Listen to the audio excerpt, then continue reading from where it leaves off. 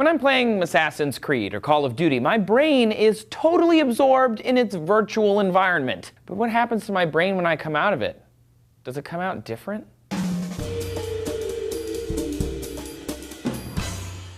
Hey everyone, thank you for watching D-News Today. I'm Trace. This week, we humans will spend 3 billion hours playing video games. This week, 1.2 billion people play regularly. 99% of boys and 94% of girls under 18 lock their eyeballs on a video game, quote, regularly, according to game designer and author Jane McGonigal. That's an incredible amount of time living in what amounts to an alternate reality for the brain. A study from the Proceedings of the Royal Society B that came out last December looked at the brains of gamers while playing and offer another alleged turn in the thumbscrews of action games. Their study found that video game players have a less robust striatum nucleus, a part of the brain that constructs an internal representation of the outside world. Essentially, games aren't helping people learn to map the real world out here. Action gamers are using something called response learning instead of the more advanced place learning. To simplify, imagine you're trying to get to your familiar place, like your friend's house or a favorite restaurant. Response learning is when your brain creates a map using landmarks. But place learning is an advanced internal map, so you know to turn based on distance and direction, not just like that there's a McDonald's right there.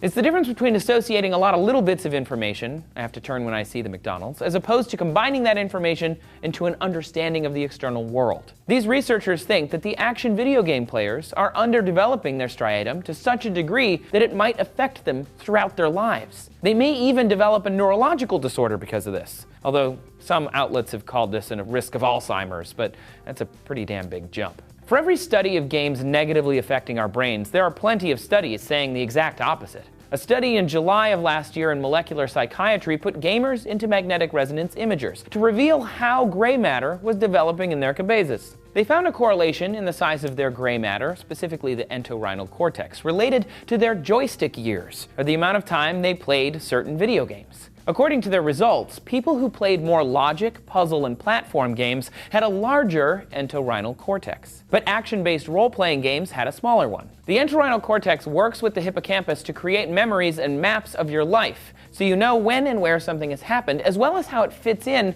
with what happened the day before or the last time you met that person. Another study in that journal from February of the same year found similar results using games like Commander Keen and Super Mario 64. Basically, science is saying platformers and logic games are great for your entorhinal cortex, even while action games kinda aren't. That being said, however, the hippocampus and gray matter in all video game players had added brain plasticity overall. Plasticity is the ability for the brain to adapt and change their neural pathways. More plasticity is better.